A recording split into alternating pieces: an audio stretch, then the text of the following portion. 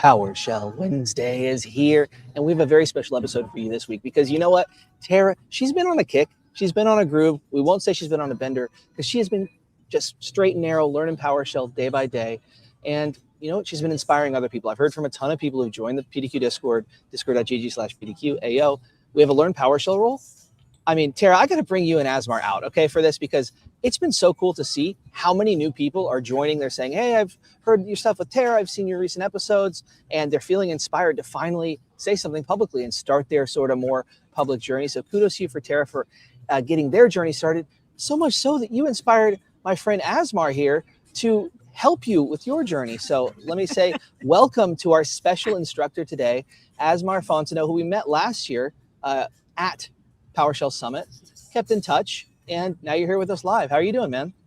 I'm doing great, Thanks for having me. And yes, I was so inspired by Tara that, I was like, hey, I got to jump in there. How can I help? Do you remember what it was like when you were sort of learning your stuff, putting the pieces together? Yeah, for sure. For sure. And it's like, I think obviously that's kind of like the best way to learn, right? You kind of do something, you figure something out. You can do a lot of reading and just some of the conversations you guys were having, it can feel very overwhelming, at first.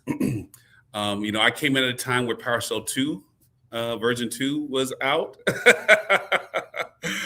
right? And then it had just transitioned to PowerShell version 3, but there were still people, writing both ways. So to be fair, things were a little simpler.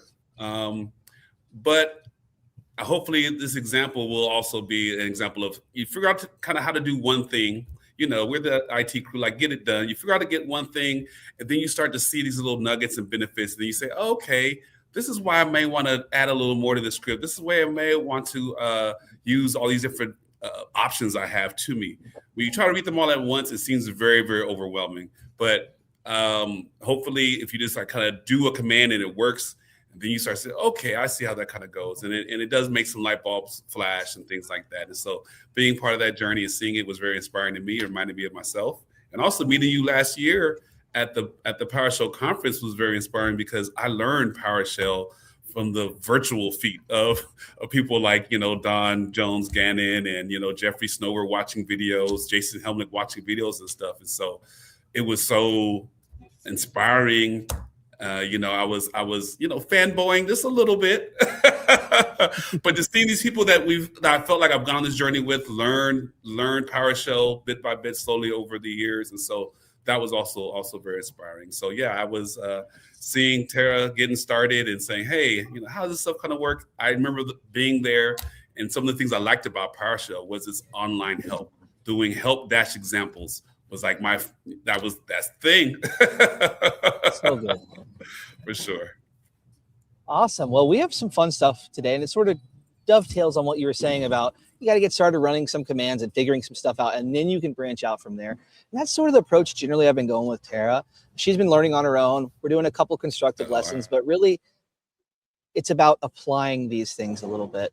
Asmar, I think we lost your camera. I'll wait till I hear from you, but I'm going to click a button. That's a long blink. There we go. Okay, we're back. Okay, he's back. You were thinking, you were pondering for a minute, and then you came back, so that's good. Let's get some screen sharing here, because what are we doing today, Asmar? What do you have planned for us? Well, I wanted Tara to do some stuff on the command line. I don't know. I do have like a script I want her to run from her machine to generate some files. So I don't know the best way for us to go about doing that. I could just paste it in chat. I have an idea. I got VS Code Live Share. So I will send it to you via our LinkedIn message that we already have because Tara sent it to me. Do you know how to use that? I've never used that before, but let's see. It's always something new. Well, something new with Andrew, We got something cooking all the time, right? For sure. The cool thing about VS Code Live Share is you don't even need VS Code installed. You'll see that link I sent you. If you click on it, you will be in a web browser instance of VS Code where you don't have the terminal, but you have the file editor. You can follow along with Tara, and cool. That can really be a little helpful. That's really cool. Let me get logged in here on the browser to LinkedIn, which I haven't done, and get that link. I could post it in the YouTube chat, but I feel that's fine. There might be a couple other people hop in. Oh no, I don't want this one. Get everybody in the pool. So how are you doing, Tara? I mean, no pressure. I love people watching me struggle. It's great. No, I love it. It's fine. Hey, it is. There's some courage, some bravery in doing that. So thank you so much for letting everyone see this journey. No, I like it actually. Some days I feel like I'm totally getting this, and then other days I'm like, what the crap is that? So every day's a little different. I'm a big fan of how you're showing people that you can be a leader and inspire people without needing to be the Jeffrey Snover who invented PowerShell, right? You can be right now in your journey able to inspire people of different levels, but there are people at every single level. So there's so much value to those people who are getting out there and getting more active in the community because they're learning from you, Tara. You're being a great role model. Okay, let's do it. Let's learn. I'm here for it. Yes, let me continue to get logged in here. I just want to say really quick though, just quick question. I do find VS Code to be a little busy, you guys. It's a little busy for my eyes. You're not wrong. You're not wrong. There's a lot of things kind of going on that are new in addition to PowerShell. Yep. Mm-hmm.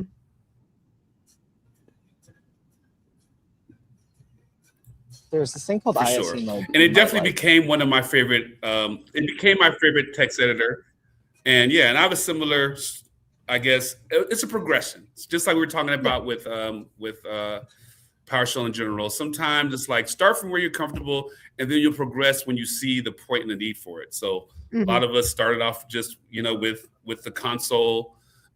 And then there was the, what was it called? ISE, the ISE. Yep.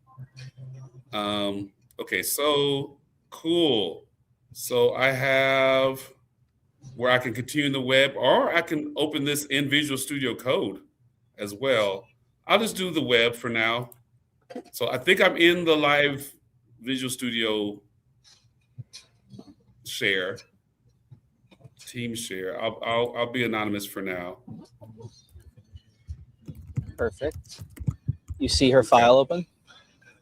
Let me see. I see unable to connect to the host. Hold on, make sure we're both online. So we're gonna have tacos for lunch today. Okay. It's Taco Wednesday. Taco Wednesday. It's a fabled day for tacos. Well, while you get that set up, Asmar. Yeah, I don't see her file yet. Let me try reconnecting really quickly because it said something about not able to connect. So let me just click the link one more time, one more again. Also, if you message it to me on LinkedIn, I can out with that. Yeah, I'm in LinkedIn. I got the link here. Great, there it is.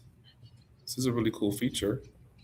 Yeah, this VS Code Live Share is super sweet. Just generally for work stuff, but for this right here that we're doing of like being hands-on, where you can explain something to Tara, she can type it out. But like for that one weird character, that weird spot, you don't have to pause the teaching for like 3 seconds. You can say, you'd add a bracket here, and it kind of keeps the flow going for the people who are learning. Yeah. Well, it looks like it's not connecting for some reason. It says unable to connect to host. Verify both you and the host are online.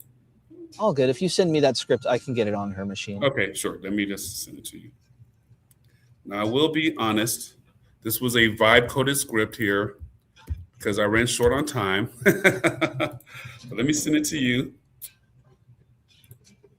But it will serve our purposes. Perfect. Pretty simple and straightforward. All right. Whoa. Sweet. All right, Tara, get ready for a script. Okay, I'm ready. Coming. Do you have this new file here? Is this yeah, we'll use badaboom.ps1. You see that file? Check out badaboom.ps1. I see it. I like it. We'll use that one. All right. Awesome. So let's save this file somewhere. And the purpose, we may look through this file a little bit later, but for the purposes of what we're doing, what's in the script is not really important. We're just going to use it to generate us some files for us to play with. So just go ahead and, so right now, one thing about Visual Studio Code is you see there's a little white dot next to the badaboom.ps1. So go ahead and save the file by either hitting File Save from the menu or your Control S. Yep, File Save or Save As. So save will be fine. Okay, so it's, oh no, Save As might try to open up another file. Let's see.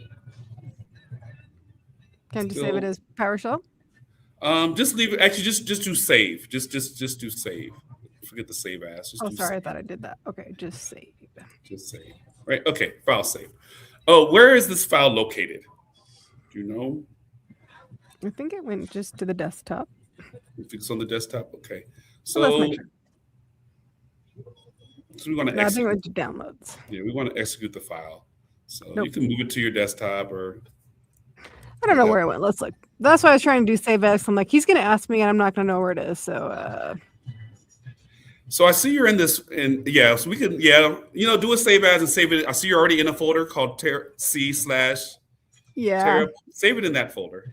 Okay, yeah, there we go. Okay. And then I'm gonna have you do one change to the script that you see in front of you. You see where it says there's a variable that says base path, and it's joining, and there's a join path, and we see another variable. This is called an environmental variable. Really cool. Yep. PowerShell. So, but we want to change that. So just delete that environmental variable. Yep. Delete it, and delete the all the way to the $sign, right? And then let's put in that folder that you're in. So put in. You could do quotes or without quotes because it's one word, but put in C:// Terra. Ooh. Terra business. But no, we're not gonna. We're so just this wants a folder. So just do the folder. So just subtract to the folder. Okay. All right. So this is just gonna tell us where it's gonna stick the files. Okay. So save this again. So hit a Control S if you're a keyboard shortcut person like I am. All right, it's saved now. So now we want to execute the scripts. We have a script. Could be something you downloaded online. Could be something you got from a colleague. And you say, "Hey, I'm going to run this script." And so how do you do that in PowerShell? So we're going to go down to one of the things I like about Visual Studio Code, which I also like about ISE, is you have a terminal, PowerShell terminal, that's right there in the same interface. One thing also you can do if you feel like it's a little bit too busy. You're currently on the extensions on the left-hand panel. You see where it says extensions, and you see on the left-hand panel, there's these little symbols on the side, like the sheet, the page, and the search. Mm-hmm. Yep. Click on extensions. Just click on the one which is the little boxes towards the bottom. The second one from the bottom. Yeah. Click on it once. That makes it kind of go away. Oh, yes, I like that. Okay. Go away. Okay, cool. So a little cleaner. You also can scroll up and down or adjust the size of your terminal if you want more space. You can see. All right, so let's execute the script. So let's click down on the terminal. Oh, there's lots of ways to execute the script actually, but we're gonna do it this kind of way where you we'll do it officially, which is dot sourcing it. So make a dot. Yep, space. And you've already done some dot sourcing. So this time we want to do the other script, which is named Badaboom. So start typing in Badaboom. Just start typing that in, and then hit Tab to tab complete. This is something I like to do. There you go. So now, it automatically completed. We're going to run the script. So hopefully, fingers crossed, this will work. So let's hit enter because live demos. You know how those work. Awesome. Okay. And so. What we're going to do for the purposes of this is kind of contrite. You could do this in File Explorer where you basically use a bunch of log files. What this did was generate a bunch of log files. So here's our real life scenario. You have a computer, it's filling up with a bunch of log files. Some of them are new, some of them are about 6 months old, some of them are like a year old. And so you want to clear out the ones that are old to save space on the drive, right? Kind of makes sense. Something we might kind of do a lot. Now, of course, you can go into File Explorer and you could sort it by creation date and highlight a bunch of them and delete them. But let's do it the cool way. Let's do it the PowerShell way. And one thing about the PowerShell way is that this can become a script that you save and run as, say, maybe a scheduled task or some other. There's lots of ways to kind of make things happen on a server to clean things up. And so For now, we'll ignore what's in the script, but we're going to look at what happened to on your file system. So I don't know if you can either you want to open the folder in File Explorer, or we can look at it inside of PowerShell, whatever way works. I don't know if you're just sharing your Visual Studio screen. Oh yeah, I think I probably am. Okay, that's fine. We could do it here. So yeah, so type in. So I don't know if you've used these commands yet, but there's some commands. If you're used to like things like from back in the day, you would type in like dir and hit enter, right? It's like, and that shows you the directories that you're in. Technically, this is one cool thing about PowerShell. If you come from these little commands like dir, cd, and things that we do on computers, these are actually all mapped to PowerShell commands. So this is actually a command called get-child item. And you see that there's a folder now called fake logs. So let's go inside that folder called fake logs. So type in cd for change directory. Yep. Type in fake logs, or start typing in the F. And then I like to use tab. There you go. And it does the slashes it needs. Hit enter. And I'll type another dir. And let's also go ahead and let's make your terminal bigger. So hover over the line, between the terminal and the text, like higher, above where it says terminal, right around there, and then drag it higher. Let's make it a little bigger. Okay, there we go. Perfect. And there's ways to really hide it. And now kind of scroll up a little bit on the sidebar. You should be able to scroll up a little bit. You see there's all these fake files in there now. So I don't know if you can go a little higher. You can see it made a bunch of different files. Oh, yeah. Yep. And just the time. You see they have different dates on them. So if you scroll to the top, you see, so last write time, the length, and the dates, right? So it made all these files. All right, so scroll on down. So, okay, well, I want to delete the old ones. Yes, that could be something kind of contrived where you can search it. But imagine these are thousands of files, right? So that dir, I want you to use another command called get-child item. And we're going to actually, let's go up one folder just to make this a little make more sense. So type in cd space ... and hit enter. That'll bring you up one level. Okay, so now type in get-child item. And have you used this before? Are you familiar with this command? Okay. And then space. You could put in the path, but we're going to just start typing in fake logs. Yep, and then hit enter. And you kind of get the same thing, right? So have you done filtering? I've practiced it, yes. A little bit? Okay. So how would you go about, and if you were to look at, have you do one more thing? One other thing, I know that Andrea showed you this, the get member command. So press up on the keyboard, just press up on it once. Yep, you get your last thing. Hit space. We're going to use the pipeline, the great pipeline. So that pipeline symbol, shift, slash. And then I use just GM, but that expands to get-member. You hit enter on this. And so that's an alias for get member. Alias for get member, alias, great word, right? Okay. This shows you everything, all the properties and all the methods on this object. If you scroll to the top, I like to see what I'm working with. You see we're dealing with files, file info. And one of the things we have, if you scroll down to one of the properties, I think note property, keep going down property. We have creation time property, right? That's a property. Okay. Creation time, when the file's created. So if I wanted to find only the files that were created more than a year ago, do you have an idea about how to find that? Have you used where? I'm gonna do filter on property type equals date or creation time. Creation date. So one thing I like to do, here's another thing I like to do as I'm kind of learning PowerShell and doing things, I like to kind of like view things first and then action on them. So let's try that. Let's try selecting, do a select object. So when I'm typing live, I usually just use select. So just type in select. But this does bring you, this is an alias for select dash object. In scripts, I tend to use the full thing, but let's make it simple. Let's make it easy. Okay. Hit space. Now I could just grab a bunch of dates, but I want to know what file is associated with it. So let's type in name, N-A-M-E. This is like a very simple way of doing this. So you've done this before. Yep, name. And then you could do the comma, space, and then creation date. And it's not case sensitive. Yep, hit enter. Now it didn't work. Let's go up a little higher. Creation. Did we not use the right name of the property? Go up a little higher again. Go higher some more so we can look at the property. Sorry. The property, sorry. Creation time. Sorry, I used the wrong word. Creation time. Creation time. Okay. Yeah, so yep, you got it. And just switch that to time. So there you go. PowerShell helps you out. All right. So now we see all these files and when they got created. So now we got a nice view because this is the information we care about. File and when it was created, right? So let's say, files, these logs are more than a year old. Let's get rid of these logs, right? So now we're going to use filtering, right? So from this data set we have, you can just add another thing on there too. Yep. And so do another pipeline. And now we're going to filter with where object, or we can just use where. The syntax is a little simpler, especially when you're doing simple things. So we're going to do where space creation time. And I think it might even autocomplete this. If you start typing that and hit autocomplete, hit tab. I did it. It might autocomplete it.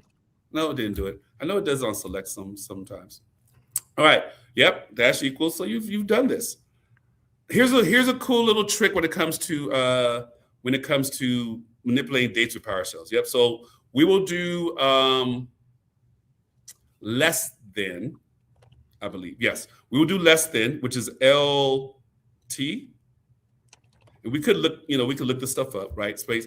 And here's a little trick we're gonna do. So instead of typing in the date of a year ago, we're gonna use some manipulation of today's date and just count backwards very easily. So what we're gonna do, we want to put in a command that's called get dash date. Get dash date. And if you autocomplete, it'll it's a real command. If you hit tab, it'll become capitalized. But we don't want just get dash date. We wanted to evaluate that. So put that inside of parentheses.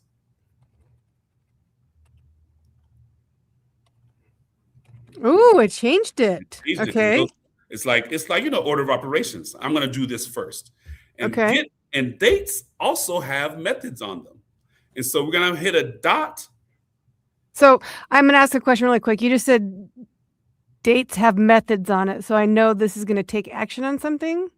Yes. So when you do a get date, everything in PowerShell is an object. So when you get date, you're going to get returned an object, which is a date object. Okay. So you get today's date. We could, and if you're working this yourself, you could on the side, let me type in get date, see what pops out, right? That kind of thing. But you'll get today's date and today's time. So what we're going to do is we're going to take today's date and day's time and go back a year. So to do that, we're going to click a method called add days. We'll use days. We'll use years. So put dot add and start hitting the tab key. I'm very big on autocomplete. It helps you so much. Hit it again. We have add, hit it again. Add days, hit it again. Add hours, add milliseconds. So you can do a lot of different things. So let's go with add days. Let's go with add days. Okay. And since we don't want to go forward, we want to go backwards. So we're going to put in a negative number. So let's put more than a year ago. So let's do negative 365. And then close that parentheses. Oops. Sorry, I thought I did. Oh. It's fine. It's fine. You just clicked on the other side over there. Yeah. Oh, okay. Control B is a good way to minimize the sidebar as well. Okay. See? Always B as in boy. Always something new. You have a tagline now, Andrew. Always something new with Andrew. Okay. Well, sorry, I got that open now. Control B, you said, Andrew? Yep. Control B. Yep. Control B. Okay. Thank you. Cool. Okay, back over here. Okay. All right. So now hit enter. So you see what we're doing. We got everything that we selected the view we want, and now we're going to filter to get the actual ones we want. So press enter on that. Okay. And hopefully this works. So now we have a list of the files that are more than a year old, right? And other than that total number we had before, this is like maybe, I don't know, 10, 15 files out of the 50 plus files. So now we have the list. We identified them, right? So we could do different things with them. If we wanted to delete them, for example, then you could also filter that. You could pipeline your next command, which is now action. So this is a good methodology that I've used all the time when dealing with objects, dealing with PowerShell. I like to see what I'm working with. It's like view it first, then perform an action on it. Another thing, well, I'll show you some more. I'll tell you some more tips for this after we do this. So, yep, we're going to pipeline. Say we want to delete the file. So we're going to do, what's the command to delete files? Do you already know? I don't. I'm going to guess delete. But there is delete. There is an alias for it, del, but remove -item. And I do like using the PowerShell stuff, especially when you're learning PowerShell, because it's cool because you get parameters, or you get parameters that you can. One of the favorite things I love to do in PowerShell is I'll hit the dash button once, like hit dash, and then I just hit tab. This is like quick help, just to see what's possible, right? I just do this. Every time I get a new command, like, oh, wow, look at all the things I could do. I could do promotes, I can do, and it lets me know what kind of options there are. And we're actually going to use one of these options. We're going to use the option that says, what if? Oh, sorry. Oh, you're getting okay. Sorry. That's an option too, right? So say we wanted only to get rid of the log files and not the .txt files. That's an option, but it's going to be dash what if. So get rid of the dash filter. That's right. Okay. Yep. And get rid of the dash filter part. Oh, altogether?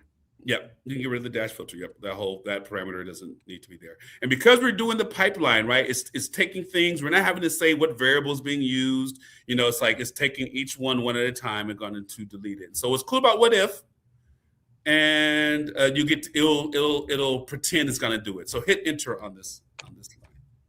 Oh, we got something. It doesn't like remove item. Maybe because it's not a real thing. Cannot find drive with the name. So we're getting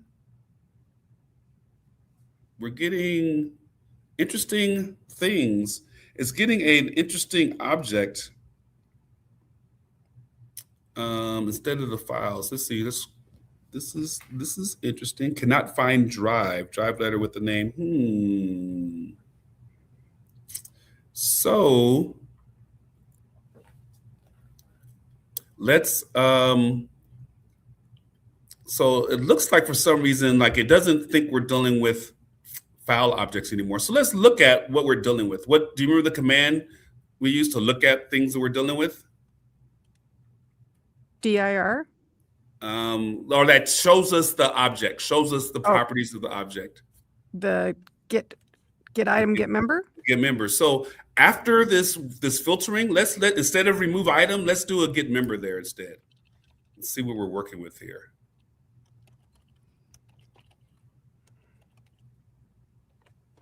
This honestly surprised me. Yeah, we do. It is a file.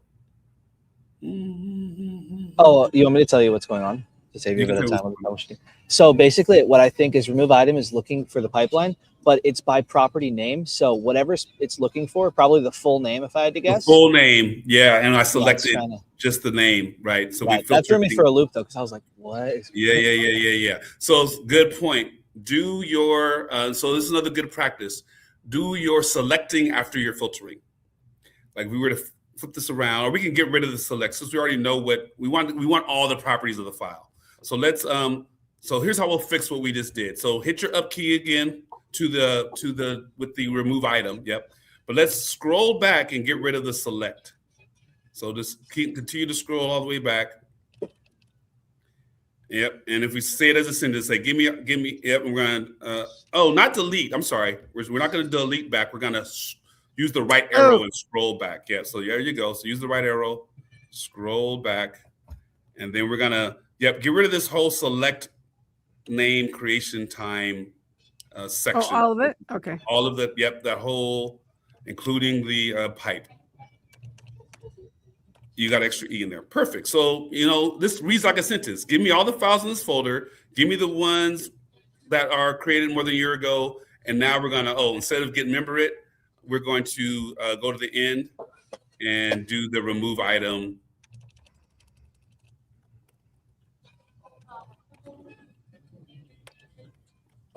Yeah.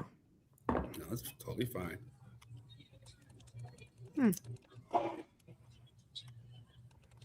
Why? Just come on.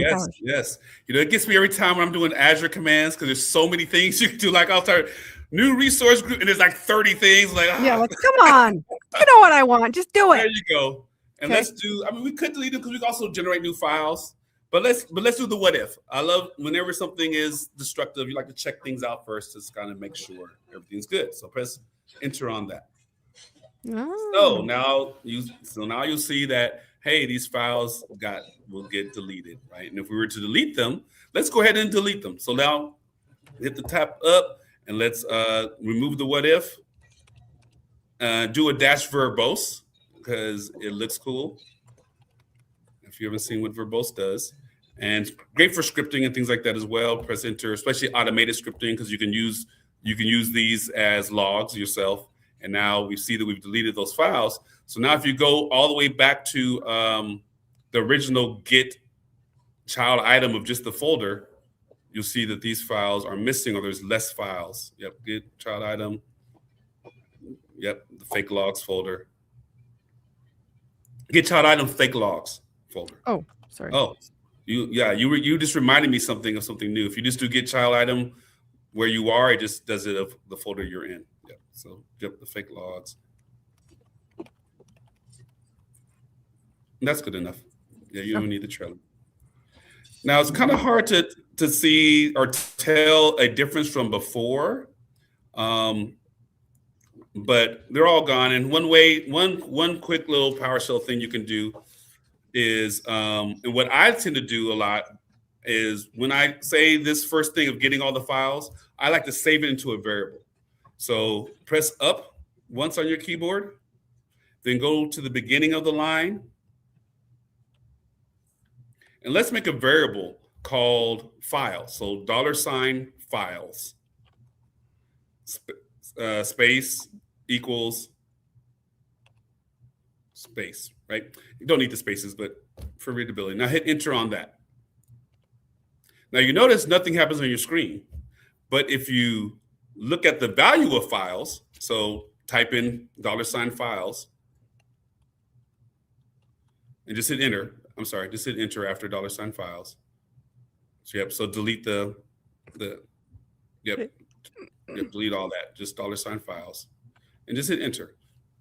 You get the same feedback, right? So those files, that list of files are now in that variable. And I like this a lot. I do this all the time. This is like kind of usually the first thing I do. One example for this is when you're working with things back in the day when I was working with local on-premises Windows, Active Directory, and you might get a lot of users.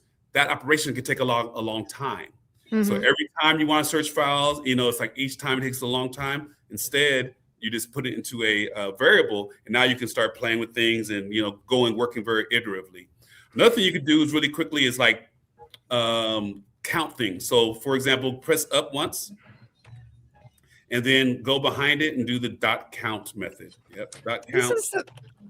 And then the two. It's programming, so you need the two parentheses. Yep, just open parentheses, close parentheses, and then hit enter. Is it not? You don't need the other stuff. Just count. I think. Just count. Okay, it is just count. Okay. So 59 files are left. So if we would have looked at it before, we see there was less and that kind of thing, right? So let's do something a little different here. Different kind of filtering. Let's say, or another kind of example. So now we got rid of all the files that are more than a year old, but let's say we don't like that all the log files and all these SQL.back files are all mixed all together. We want to move them to a different folder. We do. I don't like that. You don't like, who likes that? Nice and neat. Yeah. So let's whoever set this up, you dumping everything in one folder. Let's create some structure. This is what managers do, right? Mm-hmm. They create structure and order out of chaos, right? So let's say, well, I want to move these files to a separate folder for the .bak files. Maybe we'll call it SQL. So let's kind of do that. Let's just kind of do that on the fly. Let's go into your fake logs folder. So CD into your fake logs folder. That's kind of how I would do it. Yep, CD space. Oops, sorry. And then start F and then tab completed. There's only one F here. Yep. And then let's make a new folder for these backup files. So there's lots of ways. So there's the quick ways, shortcut ways you might use, like Actually, I don't even know what they are. So we're going to use the proper PowerShell, which is right above, which is actually an example is right above in the script you see there. You see that new item code, new item dash item type. Yep. Directory, which is cool. So new item dash item type. That won't work. We're missing the parameter. Dash item type. Oh. We got to tell it, do you want to make a file or a folder? So we're going to add dash item type. Yep. And then directory, cool. And then you don't have to use path. It's good for this. Usually path is implied. So it's going to be right here. And so that's fine. It doesn't hurt to use it. Oh, and we're gonna, you can use path. And then let's give it the name of the folder. What do we want to name the folder for all the SQL backup files?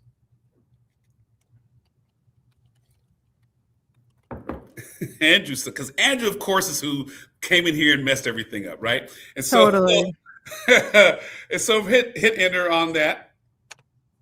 Okay, so now we have a new folder called Andrew stuff. Hit dir, right? I do a lot of what do you call them, sanity checks, and scroll on up, and you should see a directory at the top.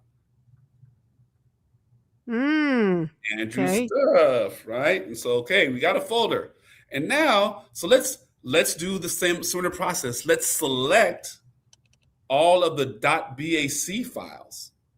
And first, let's see what that looks like, right? So how do you think we would go about selecting all those files? Well, first we have to get something. First we have to get. So actually, as you saw before, if we just do a get child item with no path, because we're already in the folder, just hit enter. We're in this folder, right? We're gonna get everything in this folder, right? Boom. Let's save that into your files, and let's save that into your files variable. So let's do a files variable. We're writing over the same thing, but it's fine. We're walking through the process. Files equals the get child item.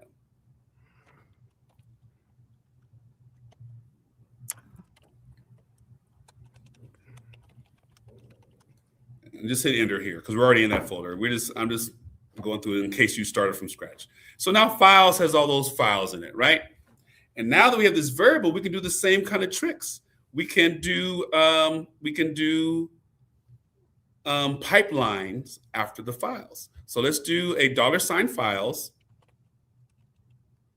and let's filter and do a pipeline. And let's filter for, well, I'm using words filter.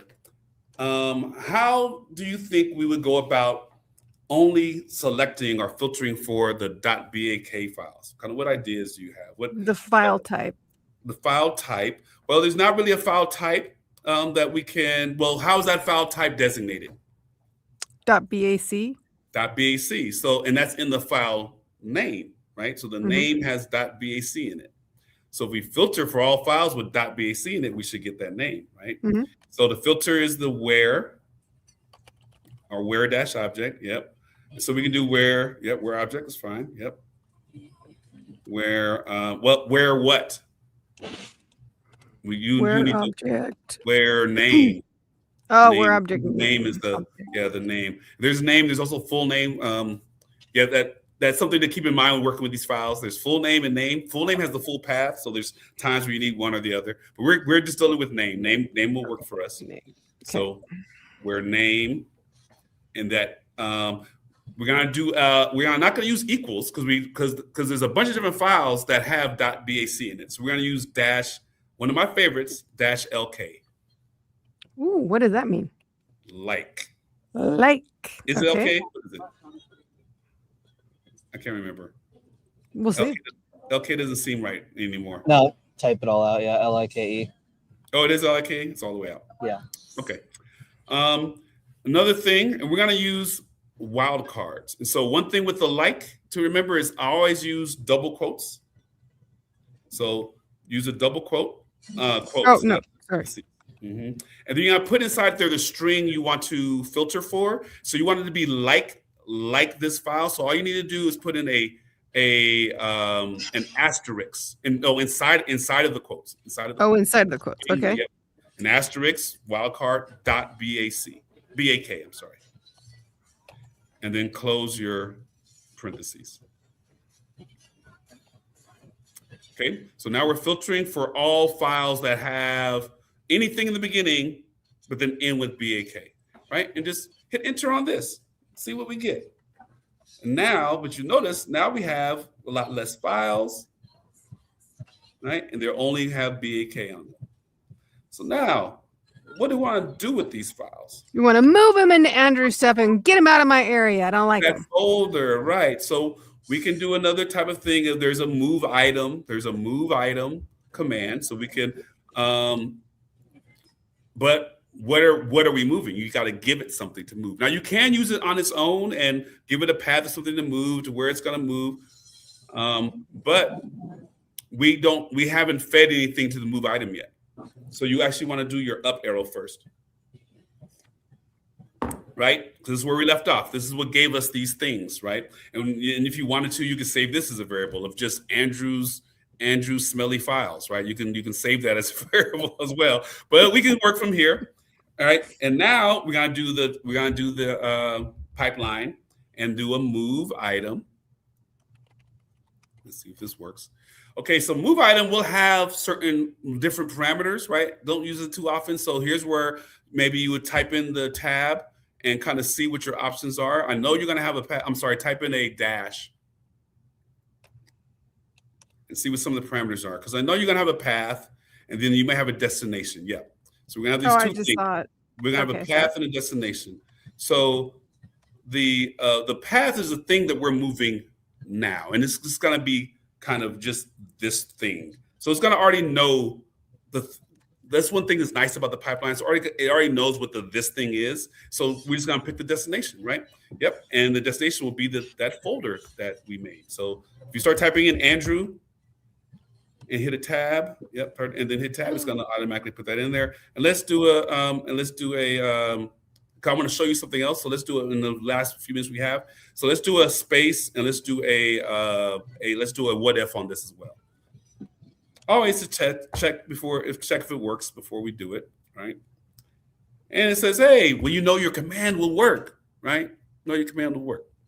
So now I'm going to show you though some other options, other ways I like working with when I'm dealing with things like this, which is kind of a little more scripty. Trying to think, but it could be done on the pipeline. I mean, it could be done in the terminal. So, but I'm trying to think. I think it'll make a little more sense as a script. So let's like minimize this terminal, and I'm going to show you. Yeah, we can make it go a little lower. Yep. So let's make a new file. Let's make a new file, and let's name it whatever move. We gotta move his files. So let's move Andrew's files, whatever you want to call it. Good naming conventions is, especially on scripts, no spaces. And then we want to we could use a kind of like how you have your get dash was going for lunch. Let's go for like PowerShell-y type syntax. So move is great. So move dash and then what you're moving. So move dash what you're moving. Yeah, those backup files. I mean, you can have fun with it and stuff like that, but it's good to kind of also build the habits of what you see with files. Yeah. And let's end it. And let's and let's end it with a .ps1. Perfect, right? So yep, and put it and create the new file. That'll be fine. It didn't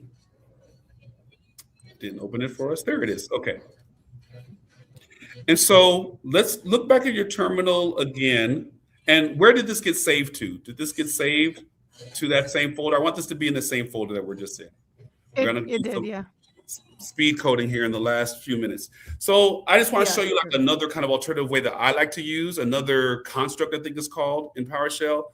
And so we're going to kind of do the same things we did before. So let's scroll up your view a little bit more of your terminal. Yep, a little bit more. Yep, there you go. Okay, this was way up there. But let's kind of scroll up. So we're going to copy a little bit of the code that we did a little earlier. So just the files. Yep, just the files part. So like, or hit the up arrow. I'm sorry.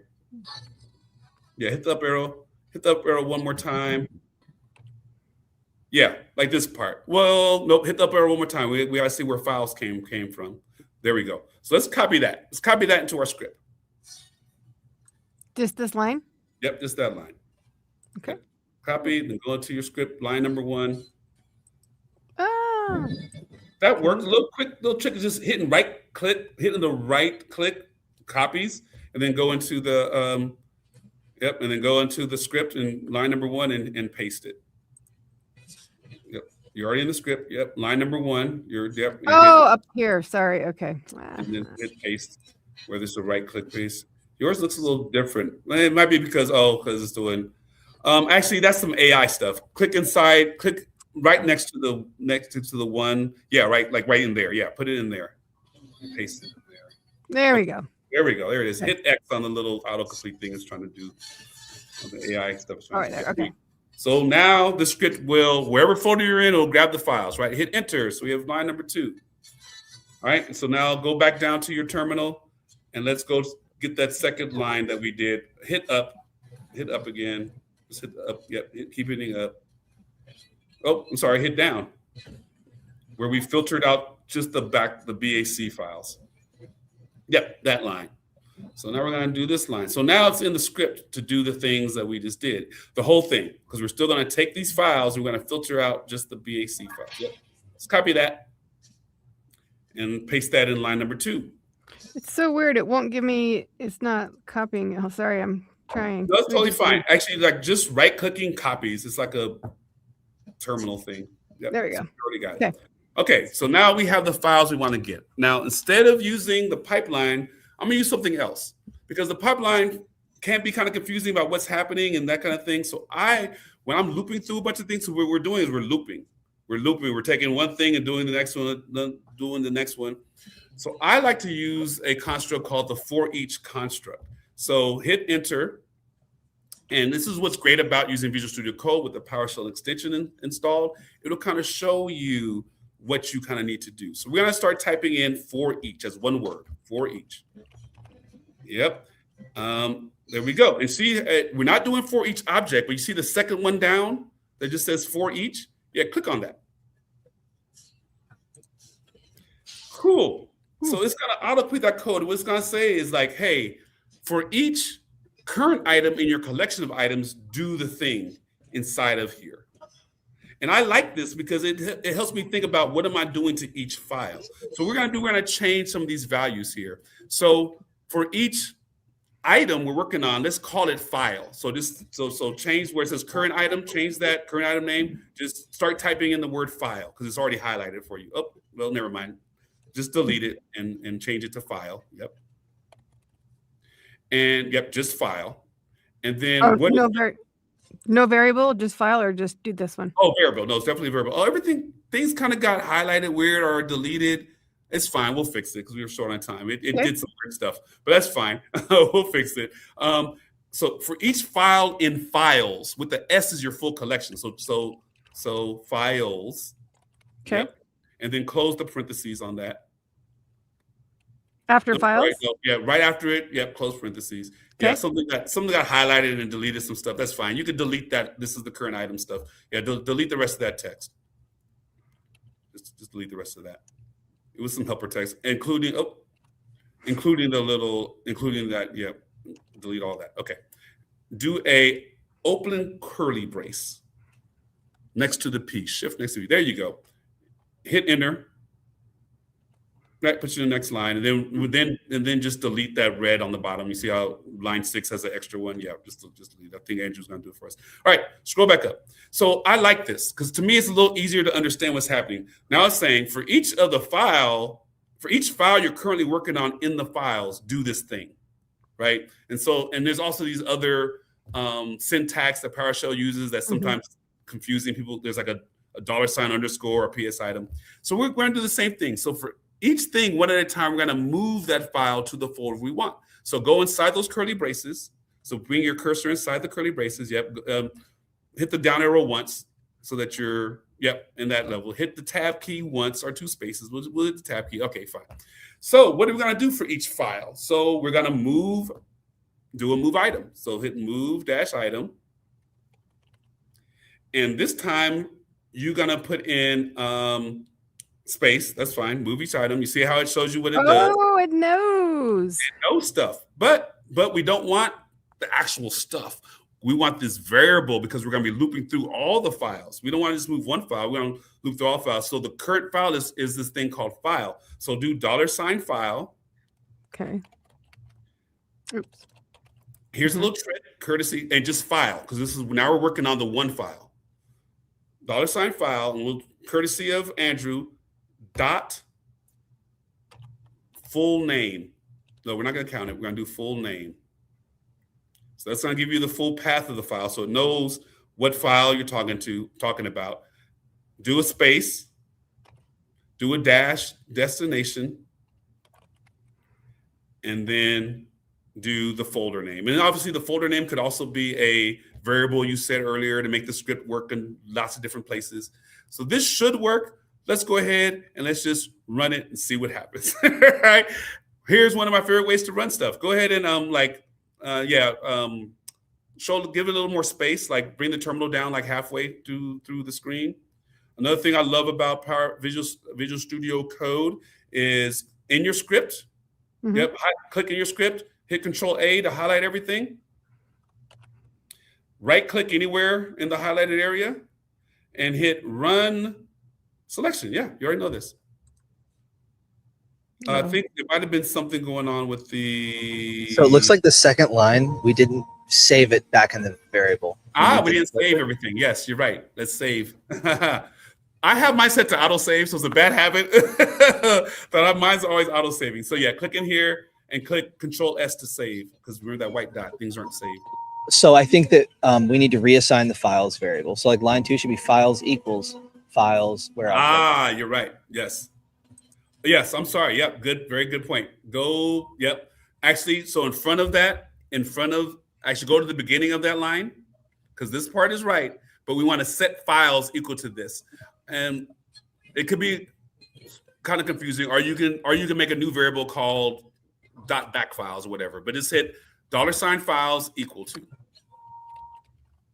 files, yep, equal to, right? So basically we're reassigning that files to the filtered files now. Does that make sense? Mm-hmm. Okay, you'll see this a lot. Yep, and now this should work. So let's do the same thing. Highlight it, right click it, run selection, see what happens.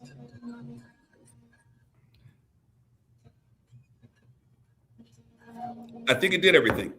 And so one thing you can do is to see, because it has your last command on the screen. So let's hit escape just to get rid of the last command. And now let's do a get child item, and then pipe that, because we're already in the folder, space pipe it, and then let's do where space, or where object. You're very proper, Tara. Space, name, space, dash like, open quote, or quote, $sign, asterisk, wildcard, dot, BAK, no closing BAK, yep, no closing. Now, what do you expect to see when we hit this command? Anything that has BAC files in it, BAK files. So we just ran a script to move the file. So what do you expect to see? Nothing. Exactly. Let's hit enter. Yay! Woo! You did it. And then hit scroll up one more time, and then just delete the pipe, everything behind the pipe. Keep going. Yep, everything behind the pipe. And now you'll have your nice, and hit enter. And now you have, I guess there were only back files left. I'm not sure. But yeah, no more files, and those files got moved to Andrew's stuff. Let's look. CD really quick to Andrew's folder.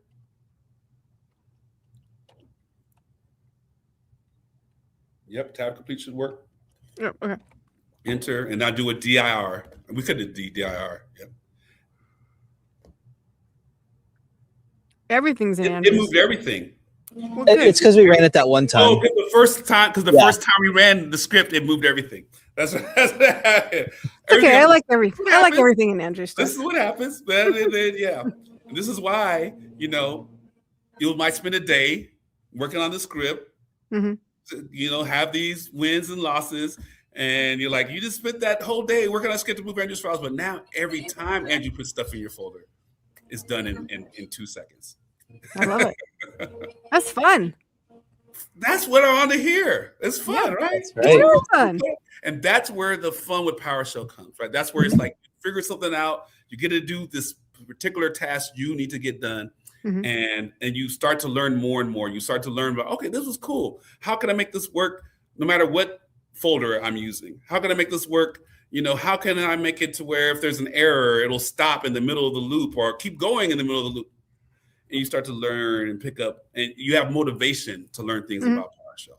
And this is where you are there. You're in the sweet spot, Tara. You're in the sweet spot. Yeah.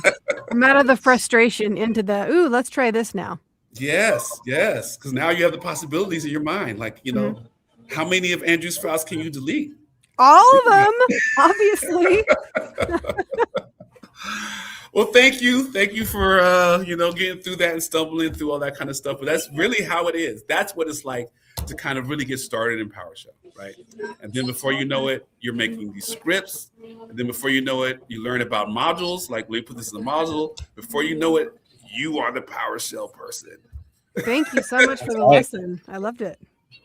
That was awesome. So cool. And, Asmar, I love showing for each, because probably years of my PowerShell journey, crazy pipeline stuff, it was kind of over here. Just do this one step at a time. Yeah, it's going to look longer.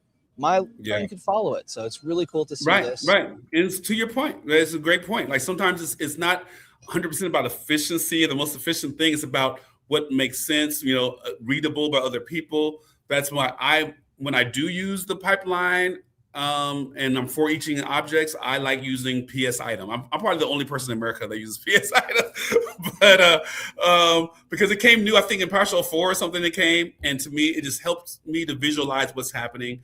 I also like this method, Tara, a lot, because I like the for each is you're doing something to one thing, and so you can work on the script to do it to one thing, and that's what you put inside of the parentheses. Then you're like, okay, cool. I know this thing works. Let me wrap a for each around it and give it a whole array of things, right? So it's also a good way to iteratively develop a script and things like that. So that's why I like for each. And then there's the for each method, which I like as well. But I love it today. It's fun to watch, Tara. You get better every week. You're getting faster at knowing what commands to run. And it's just experience and time. That's she all jumps it right is, in right? there. She's like, move item, move it. I'm like, slow, hold your horses. It is fun. Awesome. I do like it. Cool. Thank you both so much. That was really fun. Thanks, everybody out there, for watching us. If you want to see more PowerShell Wednesdays, well, I guess just come see us. We'll be here every single Wednesday. I don't know what we're going to do next. Actually, I do know what we're doing next week. But I want to make sure we can confirm with our guests. But Tara, I'm going to be teaching someone else PowerShell. So you get to watch someone else sort of struggle. Except I think Datrion's been using PowerShell for a while. So we'll see what I can challenge him with. But this has been so awesome. Thanks, everybody, for getting your PowerShell journey started, being here to celebrate Tara's. There's other people who are getting started as well. And we are going to be here for you all year long. And next year, we're still rocking it. But it's just such a vibrant time when you can see these moments that Tara's having. Like, this isn't just for Tara. You can have these same times when you're solving a problem and all of a sudden you realize, wow, I can reuse that. You learn a couple things. And next time you try and do a script similar to this, you're going to be like 10 steps ahead. It's going to be 10 times easier. Just that repetition is where it's at. So yeah, join us on the PDQ Discord, discord.gg/PDQ, to learn PowerShell channel. Give yourself that role. Come on by, give us a little introductions. Take care, Jake, Marius, Squash, Judd, Marcel, so many more. Asmar and Tara, thank you both so much. And until next time. Awesome. I'll see you at the PowerShell DevOps Summit. Heck yes, in April. Coming up here soon. So awesome. Take care, everybody.